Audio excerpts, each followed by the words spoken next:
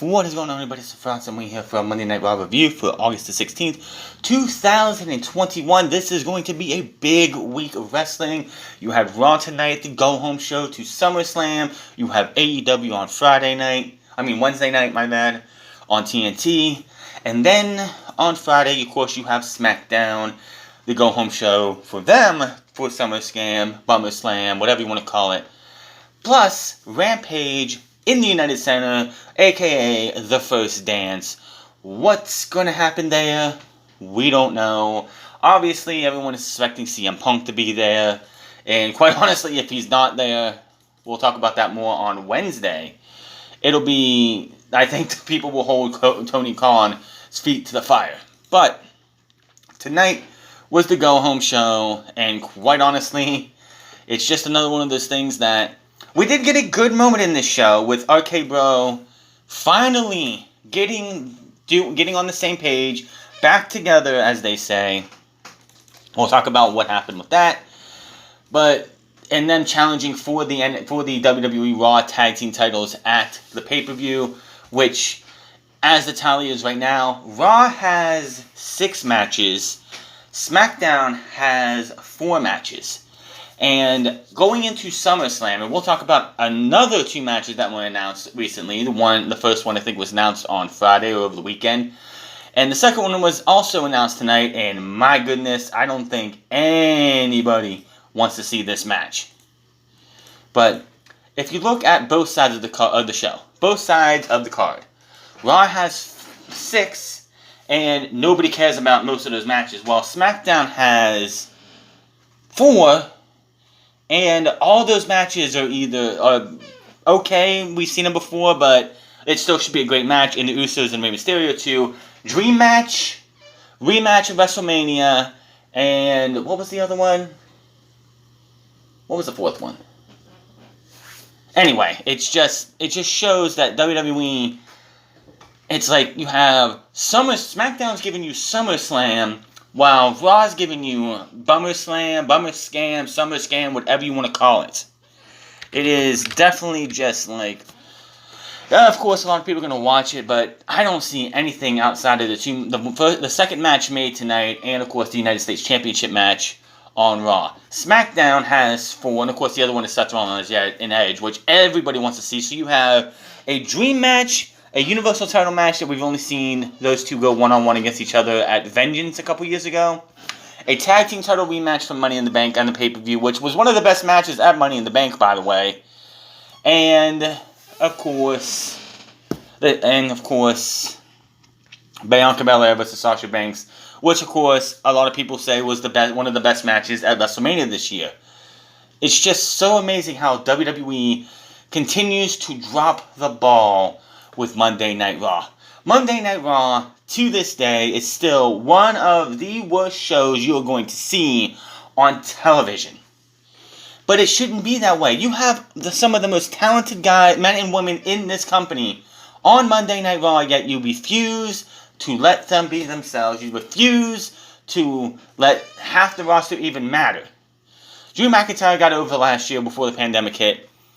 On his own, pretty much. He just was thrown out there. He got the 3-2-1 over, and he ended up becoming WWE Champion.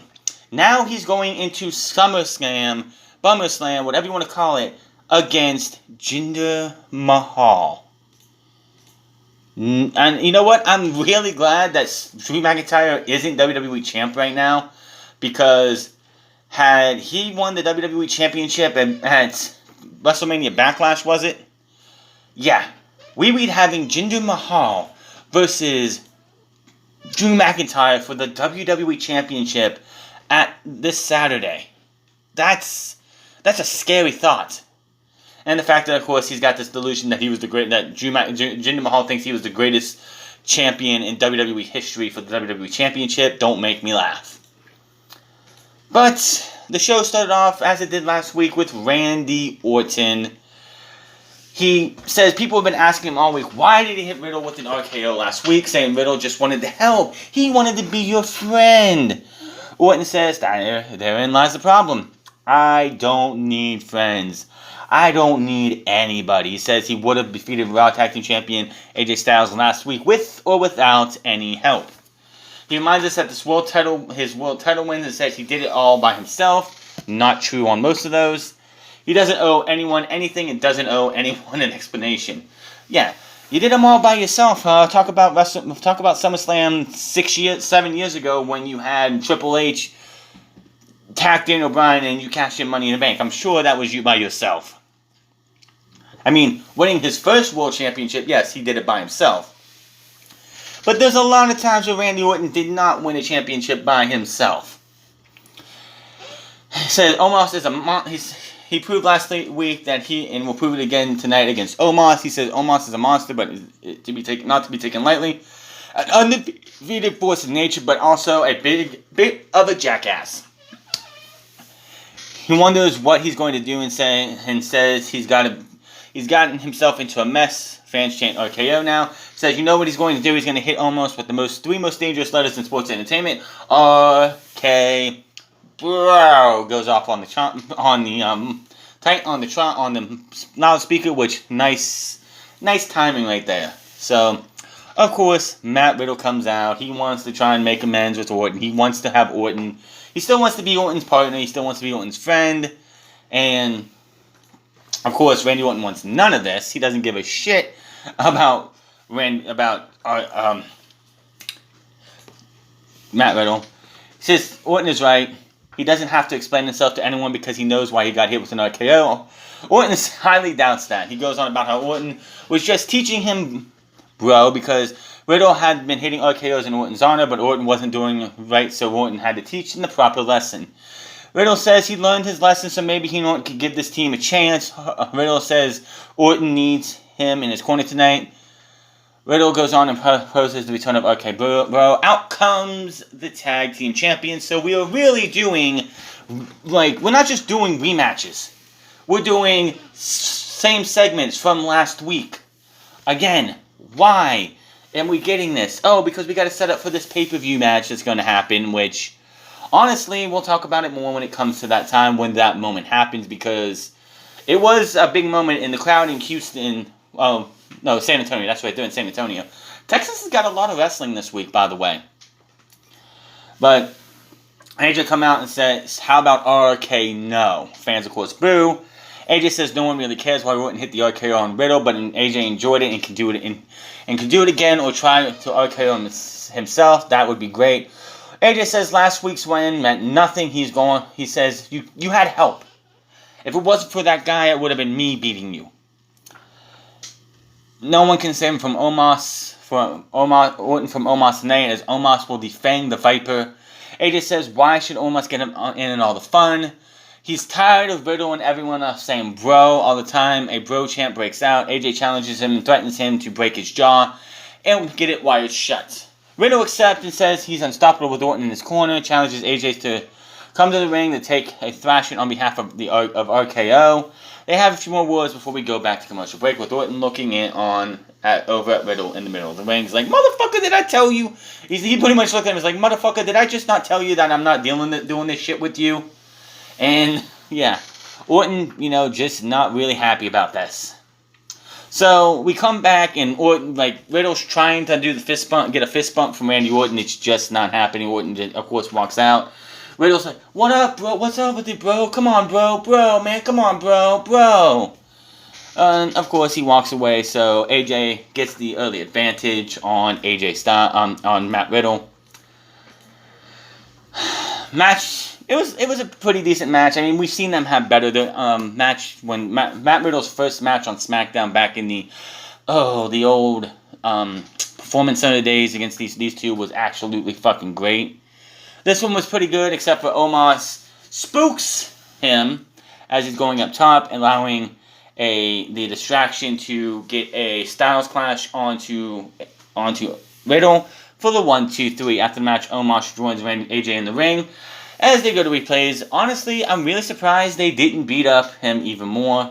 But of course, that is saved for later. And we see Charlotte attacked Rhea Ripley and Nikki trash. Nikki versus Rhea Ripley will take place. Sarah Travis stops Nikki backstage. She's thinking about her challenger at SummerSlam. But she just has to look at herself and remember she wears this outfit for herself and everyone. You ain't wearing that outfit for me, child. No, no, no, no, no. I don't know what delusion you're in, but you ain't wearing that and representing me, woman. So, yeah. It's rematch of Mania as Charlotte got 2 matches against the women's champion. So, Nikki has to have 2 matches against Rhea Ripley as well. Because, you know, fair is fair. This company, I swear. Now, before this match we do see Olympic gold medalist basketball player Keldon Johnson. Who the fuck is Keldon Johnson? I have no idea. But, yeah, he's out there with his gold medal. And he's enjoying the show. Good for him. Good for him. Oh, well, no idea who he is. I guess he plays with the Spurs. Oh, that's right, because they were in San Antonio, so it would make sense to have a Spur in the crowd. But they show him off, you know. The Olympics ended not this past Sunday, but the week before that. So WWE gotta get that plug somehow, because you know NBC Universal carries the Olympics here in the United States. So we see Orton walking out. What happened with Riddle backstage? He's really sad. He's not riding his scooter, but he's walking with it. Please, please, please, with everything that goes down, don't have Randy Orton come out on a scooter. That would just kill his character, in my opinion. He's just really sad and walks away from Kevin Patrick. Out comes Charlotte to join the ring announcers. The bell rings. We have this match here. It was nothing. And the women's champion loses. If anyone thinks that they fucking care about Nikki as the women's champion, this just shows you how much they actually care, because they do not fucking care. It was just so bad. They really don't care. It's just so annoying. I just don't even care about this. This match, this whole entire triple threat match is like one of those things that, like, the sooner they get this title off of Nikki, the better, because you know as soon as she loses it, she's never going to be anywhere close to the Raw Women's Championship again. Nikki eats the Riptide for the pin and the win for Rhea Ripley. After the match, Rhea stands tall in the middle of the ring. Nikki is recovering on the outside as Flair is taunting at her. She suddenly gets up. She's angry. She shows that fire that everybody remembers Nikki Cross from NXT had, and starts beating the fuck out of the Charlotte. Beats her down. Big pop for this. People don't care about the gimmick, but people love Nikki Cross herself. People love the person who's portraying the gimmick. They just don't like the gimmick. The minute she drops this gimmick and can go back to being crazy Nikki Cross would be the best thing for her. Here's an idea. She used to be called Nikki Storm on the indies. Don't call her Nikki Almost a Superhero. Call her Nikki Storm. I think that would be so much better. I think it was Nikki Storm, wasn't it? I think she was Nikki Storm at one time.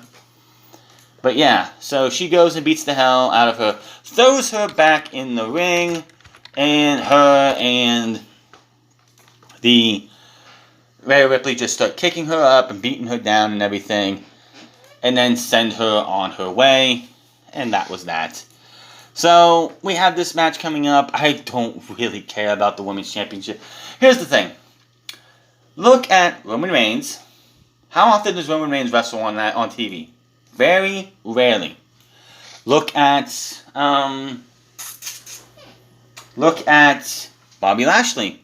He wrestles a little bit more than Roman does, but he doesn't wrestle that often on TV. Look at Bianca Belair. How often has Bianca Belair, since she won that championship, wrestled on TV? Very rarely. It's not every single fucking week. Every single week since Nikki won the championship, since she won the championship, she has wrestled a match every single week and has lost 2 times and had a DQ. I think she won last week by DQ. I think it was actually given to her. But it's like, why in the literal fuck do we have to continue to see Nikki get, like, they just shows how much they give a shit about her. She's not winning half of her matches. she's getting humiliated. She got humiliated in her first match as the women's champion after getting beat. Why should I give a damn about Nikki as champion? I know I don't. So, yeah, that is that. So, my note thing. Okay, let's see. We see a lot between Drew and Jinder, and his guys don't really care. Apparently, it's a 2-on-1 handicap match. If Drew McIntyre beats Jinder's goons, then his match with Jinder Mahal at SummerSlam is a 1-on-1, no goons at ringside. So you know what's going to happen here. It would be less predictable by WWE if Drew McIntyre happened to lose this 2-on-1 handicap match, but you knew this is how WWE works. You gotta make Drew McIntyre look as strong as can be, so him beating two guys who, honestly, if they weren't portrayed as weaklings as they are, could probably destroy Drew McIntyre any day of the week, but that doesn't happen here. So, of course, Drew McIntyre wins. Both opponents get nailed with a Future Shock DDT via for a pop. He kips up, waits for Shanky to get back up, delivers a Claymore kick to Shanky, who has to be on his knees, honestly, because he is a little too tall to be kicking his head off standing up. Via goes to grab the sword, but Drew drops him with a big suplex on the floor. Drew grabs the sword and stares Jinder down. He talks trash from the entrance now. Drew taunts Jinder on over Via and Shanky being banned at ringside. He mocks Shanky while he's down, putting words in his mouth and cracking jokes. Bad jokes, but jokes. Drew sees over Jinder costing in the Money in the Bank match because that was his only chance until Bobby Lashley loses that title, which isn't going to be happening this Saturday. But until Bobby Lashley loses that title, and the only person that makes sense is the current Money in the Bank briefcase holder, and that's not Baron Corbin. But he says he's going to embarrass and humiliate Jinder and create a moment at Jinder's expense, and it will live forever. Drew goes on and gets the fans to vote who thinks Jinder will win at SummerSlam. Fans cheer for Drew and goes on taunting Jinder and says, "You are screwed." Moving on. If anyone actually gives a shit about this, I don't know what's wrong with you. Jinder Mahal is a jobber. Jinder Mahal should always be a jobber. He has no charisma. He sucks in the fucking ring. He's always sucked in the fucking ring. The fact that we are still live in a world post him being WWE champion, it still boggles my mind to this day. And that was only 4 years ago. Damn, that was a long time ago. The show about approaches Sonya Deville and Adam Pearce. She says she was doing her job with when Nikki attacked her for no reason. They tell her she can wait to get her revenge on Sunday, or find a partner, and they will sanction a tag team match with Rhea and Nikki taking on Charlotte and a partner. She says nope because she doesn't play with well with others. They tell her to take it or leave it, and with the way it turned out, I think she should have just left it. There was no reason to have this tag team match later on in the show, which, by the way, is the main event match, but not the main event segment, which we're just going to talk about that later. Alright, here we go back to the ring, and out comes John Morrison for the premiere of Moist TV. Oh, God. We see how Priest got the win over Morrison last week, then made The Miz stand up and prove he didn't need a wheelchair anymore before running off. Morrison watches the replay in the ring. He's not happy. The Miz will be Morrison's guest tonight. We go to commercial. We come back. We get the same vignette from last week on Elias as he tosses his guitar into the fire. Don't know what's going on with this, where they're going with Elias. People are saying they gave his gimmick to Rick Boogs on SmackDown, even though he used an acoustic guitar and Rick Boogs uses an electric guitar and only is playing Nakamura's theme to the ring. He's not singing or doing a concert. So, again, two guys playing guitar on different brands really doesn't, that's fucking stupid. He brings up, like, we go back to the ring and Morrison brings up last week's Moist Miracle when Miz got up in his wheelchair and ran away on his legs. Morrison introduces Miz and he comes out to views, of course. He introduces the first Moist guest and then goes to Moist TV chant going. Morrison asks he first asks, what is your favorite movie? Because, we need to know that he absolutely loves himself in the Marine franchise, which are some of the corniest movies I think ever. I think I watched the first one The Miz was in, and it was like the bad guy of the movie, it was terrible. It was fucking horrendous. I don't remember if it was the first, but it was one of those ones, and it's like the guy was like, I'm just sending a message. I'm going to steal this money and then I'm going to burn it because that's sending a message. What the fuck is that? Anyway.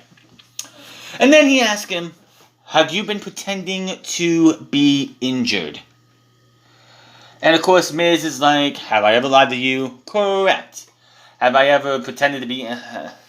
He just does all this stuff. He's trying to dance around the question and pretty much convince Morrison that he hasn't been lying or hasn't been pretending for a while. Now, Miz was injured was injured at WrestleMania Backlash, but apparently it wasn't that bad.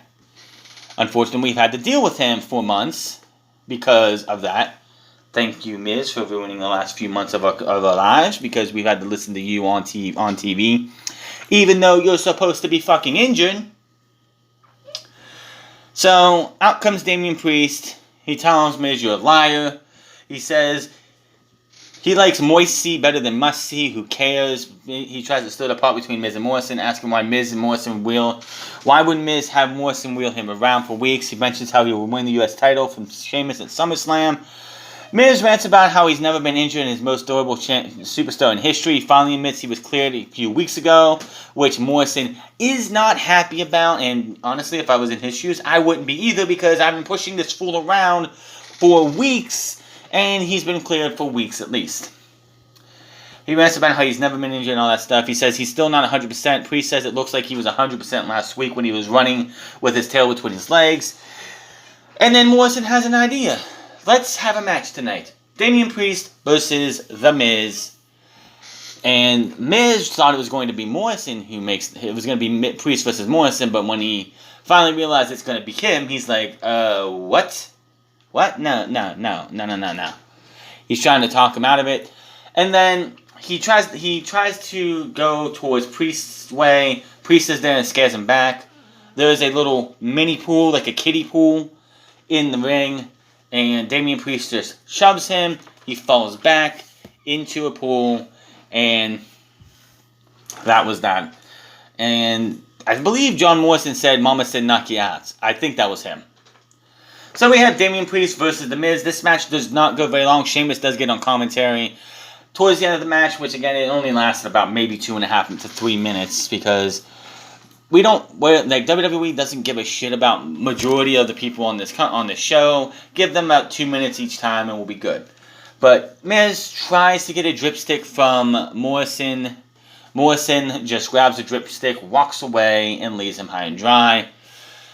Miz turns around to Priest, dropping him with a big right hand, mocks Sheamus with his own version of his pose, hits a really rough looking bro kick, 1, 2, 3, and Damian Priest is your winner. Sheamus, who was at commentary, is not fucking happy with his move being replicated and stolen by Damian Priest. So he gets on the mic, calls him a bastard, disrespectful bastard, and says that this title is mine, it's not yours, it's not the crowd's, it's no one else's but mine, and you'll never get your hands on this, and I'm going to beat your ass at SummerSlam. We see how Alexa Bliss beat Piper Niven last week. I will never call her that derogatory name. I don't think anyone should call her that name. It's Piper Niven. It should always be Piper Niven. And I'm hoping that this shit ends ASAP because I am sick to death of her having to walk around with this bullshit fucking name because Vince McMahon's got to have something to laugh about. But Eva Marie hushes her backstage. She says, you better be glad that the Evolution is all about second chance. She says before she takes out care of Bliss, the Bliss problem at SummerSlam again, This is the match that I'm talking about. I don't think anybody really wants to see it. Do you really think that Eva Marie is going to get in the ring? She can't fucking work. And they're going to put her in a match at SummerSlam? Please. Piper Niven's probably going to be in the match to take on Alexa Bliss. And then if she wins, it'll be the winner of the match, Eva Marie. That's how they're probably going to do this, because that's how they like to do this shit. And I really do not want to see this match whatsoever. No ifs, ands, or buts about it. I don't want to see this match. Now, she tells her to go get Lily. Back from break, we see what happened between Miz and Damian Priest. They meet up backstage, him, Miz, and Morrison. And Morrison's pretty much just like, dude, you've been using me, blah, blah, blah. You're supposed to be my partner. You're supposed to back me up. And I just needed you to see how it feels like when you do the knee. The funny part about this was they're talking. Kofi and Woods are just strolling through. I don't think they were supposed to be in this shot, but they're just strolling through behind them. They stop and they back up for a minute. Woods has a whiteboard that has something about a shirt at WWE shop. Kofi Kingston is dancing and doing some twerking, and yeah, that was pretty funny. So Alexa Bliss is backstage now with Lily. She's excited to put on an end to Eva Marie and her evolution. Oh, would you? I think they would make Alexa Bliss the biggest babyface in the women's division if she puts an end to Eva Marie at SummerSlam. I think that would be the best thing they could do. Piper Niven appears. She snatches Lily. Bliss is like, I wouldn't do that if I were you. Piper Niven looks and just stares at Lily. And then just turns and hands Lily back and walks away. Bliss thanks her and laughs, and that is that. So, I don't really care about this match at SummerSlam. Who wants to see Eva Marie on pay-per-view? You let go of so many other talented women, from Ruby Riott to Mickie James, which I can't wait to see Ruby Soho be the wild card at Double or Nothing, because I'm calling that right here and there. But you let these women go, along with others. Mercedes Martinez could have been brought up to the main roster and done something, but no, she's gone. And you're going to put Eva fucking Marie at SummerSlam in a match in front of thousands, 30,000, 40,000, I think like 50,000, maybe 40,000, 45,000, I don't know the actual number. 1,000 people, and you're going to watch this woman be embarrassed. Unless it's actually going to be Piper Niven in the ring, working the match, because we all know Eva Marie is not a wrestler. Eva Marie cannot work. So, we will see what happens, but again, I really do not care about this match. Nobody should care about this match. So we move on, and it's Mace versus Mansoor. This feud is making no sense. Mansoor's winning matches. Mustafa Ali is losing matches. They're trying to make Mustafa Ali is supposed to be trying to mentor this guy, but he's losing while Mansoor is not losing. So why would Mansoor want to listen to a guy who loses when he's the one doing all the winning? May I ask, now, obviously, and it's really obvious to me what they're trying to do with this team, is that if everything goes the way WWE wants it to go, they're going back to Saudi Arabia in 2 months.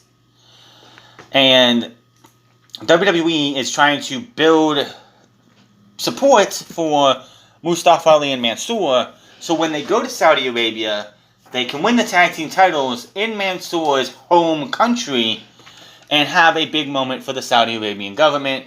And the biggest reason why Mansoor himself doesn't usually get pinned or beat is because the Saudi prince has a lot to say about Mansoor's booking. It's just like, if it wasn't for the deal with Saudi Arabia, Mansoor would be on Main event getting beat week in and week out. It's no ifs, ands, or buts about it. So that is what's going on there. So anybody wondering why is Mansoor getting wins? It's simple. He's being protected by WWE because that's what WWE is going to do. So yeah, that's what they're doing with Mansoor. And yeah, that's the thing. So you have this match with Mansoor, you have this match with Mace. Here's the thing. Domin Dijakovic and Dio Madden, who are playing who are Mace and T-Bar, could honestly be a formidable tag team if WWE gave them the time of day to do more than what they are doing now.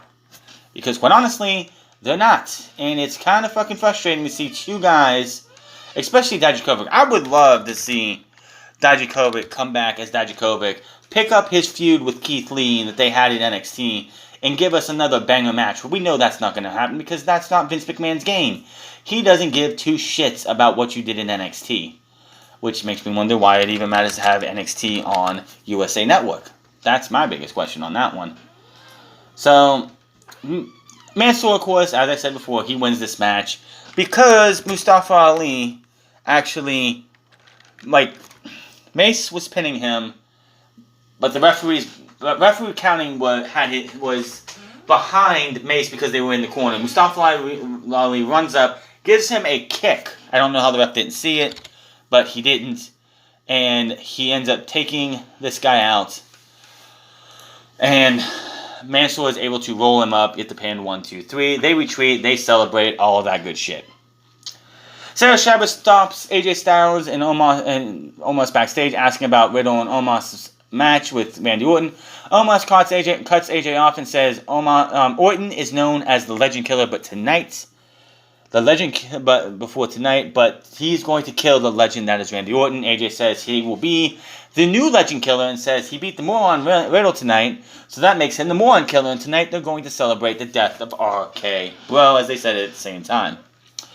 Randy Orton versus Omos.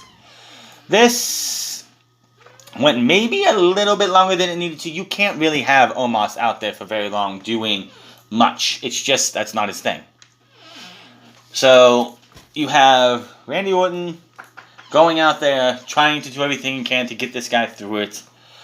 Omos grounds Orton, squeezes his head. Orton tries to mount a comeback as fans rally behind it, but Omos dominates. Omos sends Orton into the corner, but misses a running splash as Orton moves. Orton fights back with the strikes, but Omos drops him. Omos sends Andy into the corner, but Orton sidesteps a running splash. Orton has another RKO attempt blocked. This time, Omos shoves Orton all the way out of the ring to the floor near AJ. So, the referee, AJ's trying to get involved, but the referee is looking. So he's like, I ain't gonna do nothing. He has his hands up and everything. Omos gets the referee somewhat distracted, but AJ does a punt kick to Orton's stomach. The referee clearly sees this, isn't having any of this shit, and calls the match. And Randy Orton gets the win. So Omos eats a match that is the first loss, I think, for Omos, but it's by DQ. So he hasn't been pinned. He hasn't even been taken off his feet, which should be coming very, very soon. So after the match, AJ Styles picks up Orton, throws him into the ring. He barks orders to Omos, and Omos is to beat the hell out of this guy. So Omos takes Randy Orton and throws him out of the ring. Why would you throw him out of the ring when you just brought him back in? Well, then he takes him and he shoots him into the barricade. He throws him into the barricade.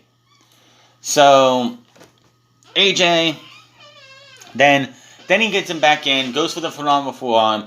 Out comes Matt Riddle to save Randy Orton again. He sends them off. So now it's AJ Styles and them running away. Randy Orton finally gets back up and he wants a microphone. And he pretty much is like, dude, respect isn't given, it is earned. I used to respect you, but doesn't mean I respect you now. But after everything that I did, I pushed you away, I RKO'd you last week, I kicked you to the curb, I did everything to send you away, but you were here now watching my back. And that right there, kid, I respect you. And Riddle off microphone is like, is this happening? Is this really happening? Orton's like, yes, it's happening because RK Bro is back. They shake hands. He gets the mic and says, you know what that means? RKO is back. RK Bro is back. You know what else that means? RK Bro is challenging the tag team champions for the titles at SummerSlam. So, it has been made official. RK Bro versus Styles and Omos. This is where Styles and Omos should drop the tag team titles because they have literally done everything they can do with those titles. There is nothing left for these guys to do. You beat the Viking Raiders. You beat the New Day. You beat Elias and Jackson Ryker into a point where they're no longer a team. There is nothing left for these guys to do but to drop the titles to RK Bro. RK Bro would then hold the titles till Saudi Arabia, in my opinion, if they both go over. And then they'll drop them to Mansoor and Mustafa Ali if they continue to build Mansoor and Mustafa Ali as they should. So, I think they had other ideas going on, like building to this match. But, of course, Randy Orton's 7-week absence did kind of hamper things. But here we are. They got to where they wanted to be, and the moment was great. The crowd loved it. The crowd before he actually said RK Bro's back, they were RK Bro chants everywhere. Everybody wanted this to happen. It went as perfect as you can go, and now here we go. RK Bro versus Styles and Omos at SummerSlam. We see the recent happenings between NXT champion Karrion Kross and Jeff Hardy, including last week's win by Kross. Hardy is backstage with Kevin Patrick. Patrick asked Hardy why he requested the rematch. Hardy says he's angry over last week's post-match attack. He prayed about it, and his higher power told him Kross disrespected him. Really? You had to ask a higher power? Says Kross better check his little hourglass because it's 15 minutes of fame on Raw is almost up. When Kross attacks him from behind, leaves him laying, Kross yells TikTok, heads to the ring, and Hardy rolls on the ground. So we get the match, Hardy versus Karrion Kross, and this match went as it should have went the first time. When these two faced off that first time, this is how that match should have went. Not how it went, where they had, it just made no sense to have Jeff Hardy beat Karrion Kross. And by the way, he was supposed to beat Jeff Hardy was supposed to beat Karrion Kross again. But thanks to COVID, that didn't happen. Kross beat Keith Lee, lost to Keith Lee, beat Jeff Hardy last week, and then beat him in quite quick fashion, really, after that. So, that is that on that. Twist of Fate blocked. Kross blocks and immediately drags him out with the cross jacket. Hardy resists, and that is that. Eva Marie is backstage passing when Piper Niven walks up. She's upset over her not bringing Lily to her. Eva says it's like a slap in the face and asks her, you even know what that feels like? And then slaps her not once but twice. She walks off as Piper Niven sees. So I'm hoping that Piper Niven turns on her at SummerSlam, and that'll be the end of this. Back from break, we see footage of the 24/7 stuff. I really don't care. Moving on. Nikki Trash and Rhea Ripley versus Charlotte and Nia Jax. Why Nia Jax? I couldn't even tell you. Ugh. Just no. Just no. This match was garbage. It was absolute garbage. And yeah. It is what it is. It didn't last very long. Oh, we did get a new vignette from Elias, or the formerly known Elias. It's daytime. He's looking at what's left of the fire. When he threw his guitar in, we see a tombstone he's carrying. He says he had #1 hit records in music, but didn't fail him. It wasn't enough. This WWE stood for Rock with Elias, but Elias is dead. The tombstone reads Elias 2017 to 2021. So, who knows what they're doing with Elias? Maybe it's just a ruse and he'll be Elias still. Who knows? Maybe we'll find out next Monday, then 2 days after SummerSlam. Match didn't last very long. Natural selection by Charbonne after she tagged herself in when Nia Jax went up for a bonsai drop, it looked like, but she's slapping her ass for whatever fucking reason. Like, I'm gonna smash her with my ass. Like, come on. So, yeah, that was that. After the match, Charbonne stands tall. She makes her exit. Jax sees in the ring with Nikki in with the recovering. AJ's backstage with Kevin Patrick. He's not happy about his talk about how RK Bro has no chance of winning at the titles at SummerSlam. He goes over how they've beaten everyone else and says no one else but he and Omos. AJ says it's 5 days until SummerSlam and he guarantees Orton will despise Riddle within those 5 days, and he storms off. And then we had the main event segment, which was Oldberg and Bobby Lashley. I didn't give a shit. Oldberg spears Bobby Lashley. He has his son in the crowd with his football team. Apparently, I guess the old dad got his entire football team tickets to the show. And yeah, so Oldberg stands tall, and we know how that's gonna go going into SummerSlam. I couldn't care less. So, that is your Monday Night Raw review. Monday Night Raw ends on a sour note because who cares about Oldberg, his football team, his son's football team, and his son? Honestly, the crowd chanting is being piped in. It's just real. It's more obvious week by week. There are some people chanting it, but there's also people who are not, and it's just like, I really could care less. But that is your Monday Night Raw review. Outside of the RK Bro moments, it really was a worthless show. But that is all. Hit that subscribe button, comment down below, like or dislike this video, find me on Minds at the France Club, find me on twitch.tv/thefrance Club, and find me on Instagram at the France Club. And I'll see you guys on Wednesday for AEW. Until then, my name is the France, and I'll see you guys later.